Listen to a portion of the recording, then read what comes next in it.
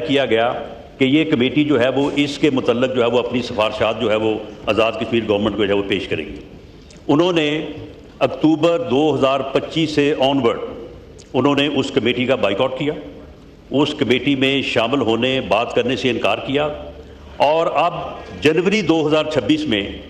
जबकि उनको ये मालूम था कि जुलाई में आज़ाद कश्मीर में इलेक्शन होने हैं, उन्होंने 9 जून की कॉल दे दी कि हम उस दिन जो है वो लॉन्ग मार्च करेंगे और उसका मकसद यही था कि आज़ाद कश्मीर में जो है वो इलेक्शन को जो है वो रोका जाए। पिछले माह 30 तारीख को ईद के फ़ौरन बाद दूसरे तीसरे दिन वज़ीर-ए-आज़म साहब ने हुक्म फरमाया और उस पर जो वही कमेटी जिस कमेटी ने सितंबर 2025 में उनके साथ बैठ के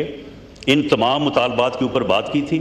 इन तमाम मुतालबात के ऊपर जो है वो बाद में जो है वो इनके ऊपर प्रोग्रेस हुई, इनके ऊपर इन डिमांड्स के ऊपर काम हुआ और जो बिजली के निर्ख और जो आटे की सब्सिडी थी उसके ऊपर अमल हुआ। ये कमेटी हम दोबारा गए वहाँ पे मुजफ्फराबाद और ये जॉइंट एक्शन कमेटी जो है इसके 31 के करीब मेंबरान हैं, उनके साथ हमने बैठ के जाके 2 दिन जो है वो उनके साथ बात की। पहले तो उनके साथ बैठ के उन 38 पॉइंट के ऊपर हज़रत मौलाना एक पॉइंट के ऊपर उनके साथ बैठ के बात की। चीफ सेक्रेटरी आज़ाद कश्मीर वहाँ पे मौजूद था, वज़ीर-ए-आज़म आज़ाद कश्मीर फैसल राठौर साहब हमारे साथ वहाँ पे मौजूद थे। एक पॉइंट के ऊपर उनको हिसाब दिया कि किसके ऊपर कितना काम जो है वो हो चुका है और कोई पॉइंट भी ऐसा नहीं था, कोई मुतालबा, कोई डिमांड ऐसी नहीं थी कि जिसके ऊपर जो है वो खातर खा जो है वो पेशरफ नहीं हुई थी, जिसको उन्होंने ख़ुद तस्लीम किया। उसके बाद फिर आ गए वो इस बात के ऊपर कि जी ये जो सीटों का जो है महाजरीन की सीटों का ख़त्म करने का मामला है, उसके ऊपर वहाँ पे जो मकामी क़यादत मुस्लिम लीग नून की मौजूद थी, पीपल्स पार्टी की मौजूद थी, उन्होंने पूरे जो है वो आइनी हवाले से, कानूनी हवाले से और जो भी तहरीक आज़ादी कश्मीर की तहरीक है उसकी तारीख़ के हवाले से उनको ये साबित किया कि ये महाजरीन की जो सीटें हैं